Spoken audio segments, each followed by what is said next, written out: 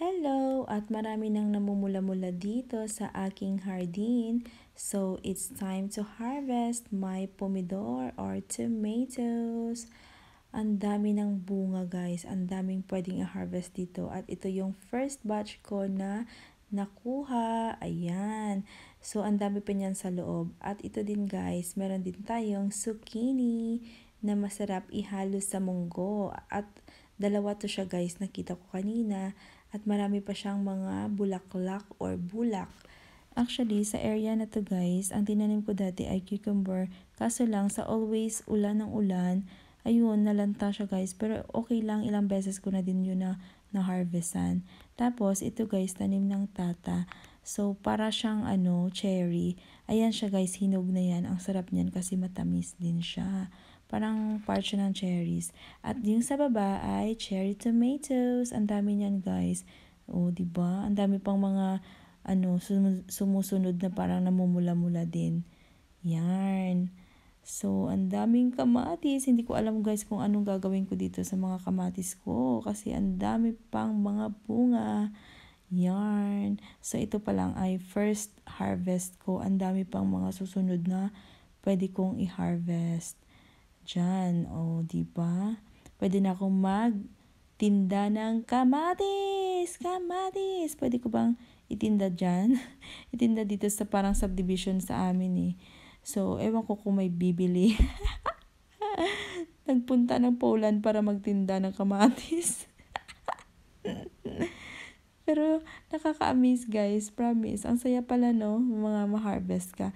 Tapos naka-harvest din ako ng mais, pero tingnan nyo guys, o di ba? Ganyan, matanda na siya kasi guys. Nung tinanim ko siya, ganyan yung itsura niya guys. Kurinot siya guys. Pero okay lang. Pero okay lang guys, tinry ko at nilaga ko pa siya.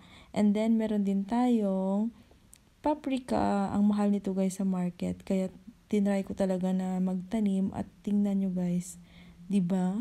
May bunga na siya pero ilang months na lang ay tiglamig na naman dito. Ewan ko lang kung mabubuhay pa yan. At tingnan nyo naman yung asawa ko nandito sa balcony namin at nangaharbat ng mga grapes. O 'di ba?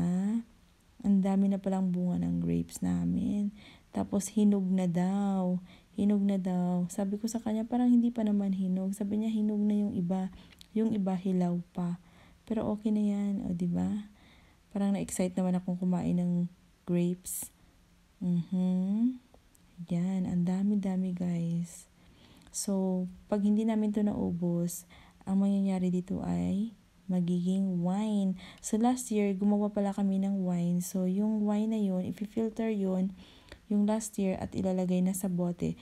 Tapos ito na yung susunod na ilalagay namin sa gawaan ng wine. Yun, maliit lang dito. Yung nilalagay lang namin siya parang sa maliit na banga. Ganun lang guys. So, yun lang. And thank you for watching. Bye-bye. Halong kabutanan. Ang tamis nito guys.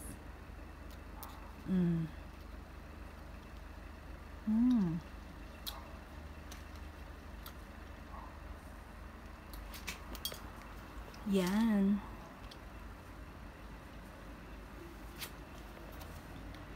Ang sarap nito i-juice. Juice.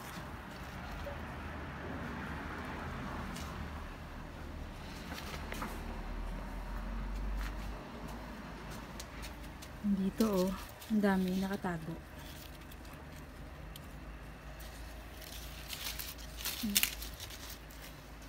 Andyan sila.